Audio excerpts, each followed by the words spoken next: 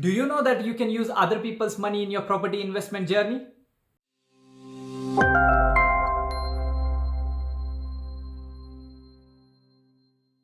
Hello guys, welcome back to our channel where we will be sharing our experience and knowledge which you can use in your property investment journey. So today's topic is about how you can use other people's money in your property investment journey. Sounds too good to be true, right? But it is possible with the right knowledge. So the first way of using other people's money in your property investment journey is gifts from friends and family. So guys, there will always be a time when you will run out of your money and you will not have any money of your own to invest into property deals.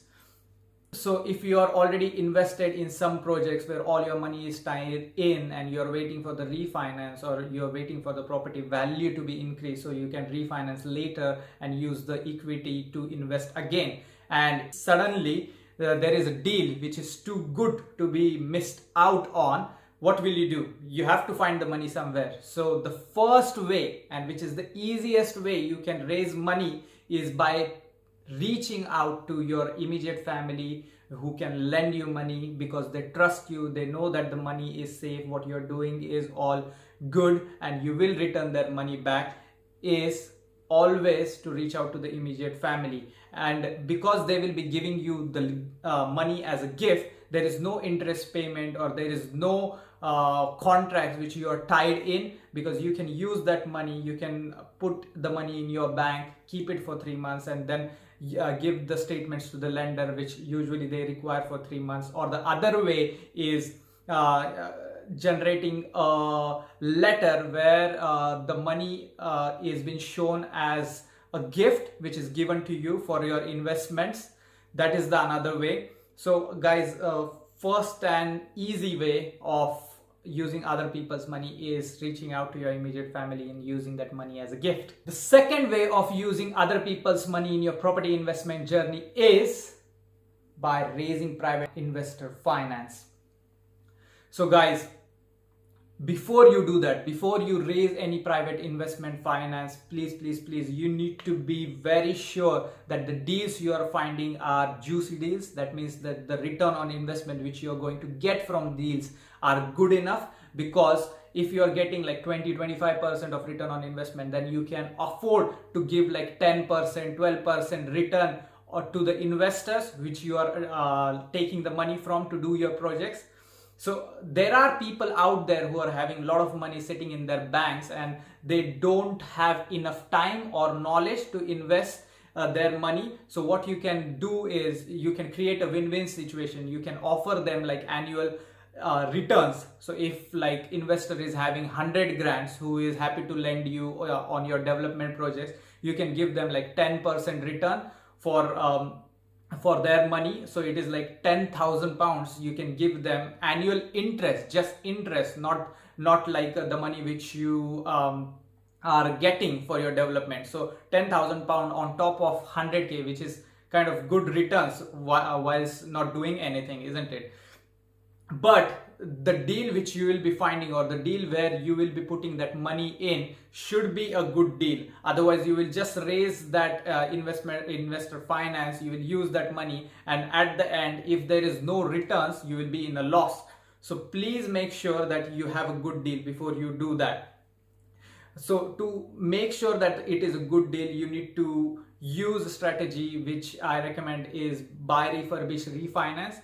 So you need to, ideally, I think you need to use your money as well, little bit. So 25%, which is always needed to enter into the deal, you should use your money. And then for the development, you can use the investor finance, you can do the development, you can raise the property value, and then you can refinance it at the higher value and pay back the investor.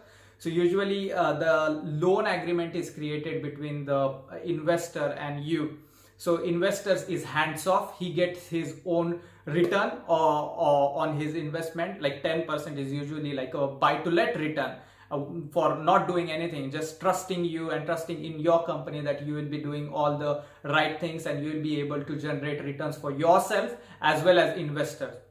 So do your research, do all the due diligence and make sure that the deals which you will be doing while raising the private investor finance are good deals. Make sure there are BRR deals.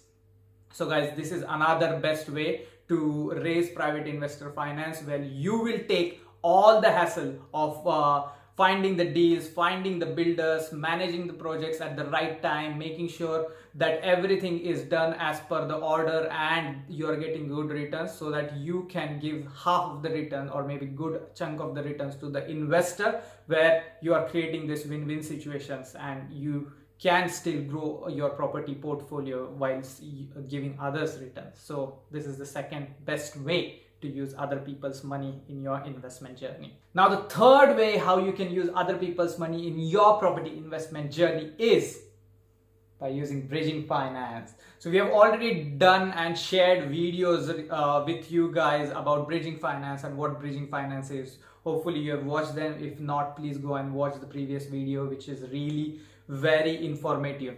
So guys, there are lenders out there who are willing to lend you on your development projects. So before you approach those lenders, it is always good to have some experience regarding developments. There are lenders who can offer newbie investors or developers funding, but they are usually high interest rate. So it is always good to have some kind of experience. Maybe if you have done some BRR projects, if you have done some HMO projects, some development, so that the lenders can see that you have got that experience, you have got that good build team around you.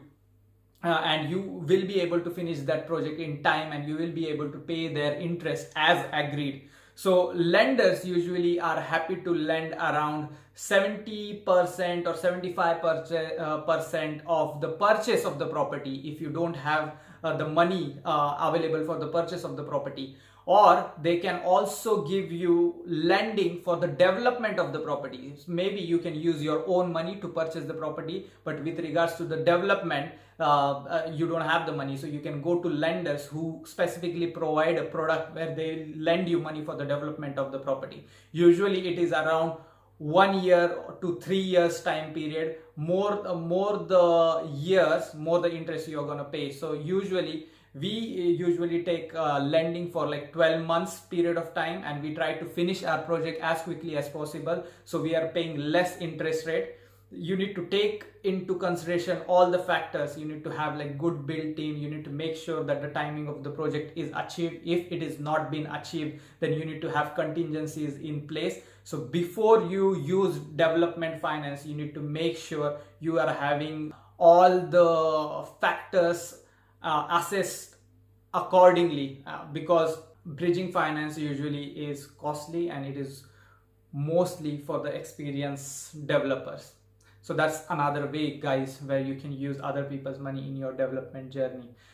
So hope this content is useful, guys. You're learning something new. If you like this video, make sure you hit that like button, click that subscribe button, and see you guys on the other one.